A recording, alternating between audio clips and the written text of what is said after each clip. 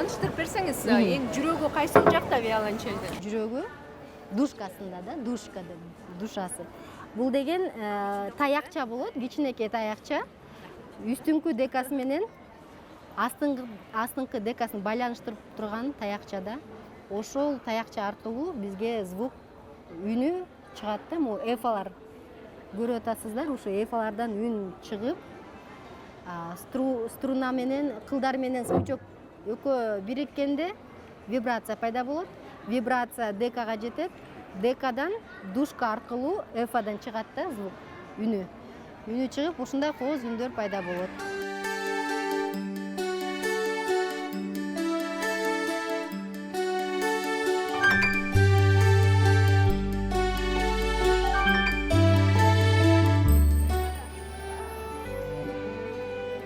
Симфониялык оркестрдин эң негизги аспабы бул виолончель. Виолончельсиз анын көркү чыкпайт.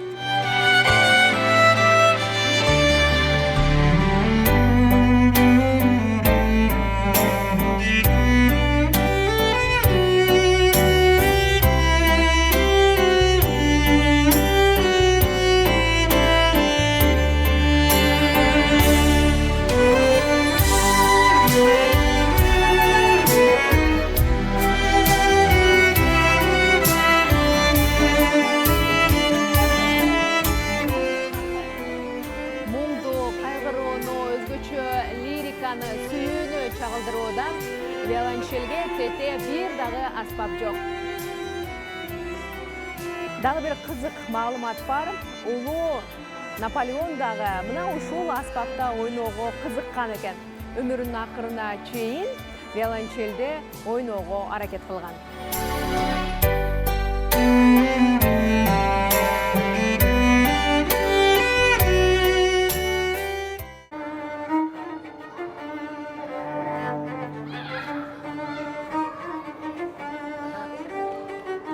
Кызык маалымат, эң кымбат виолончель 17-кылымда жасалган виолончельди япониялык музыканттар 20 миллион долларга сатып алышкан экен. Себеби алар өзгөчө мына ушул аспапты жакшы көрүшөт.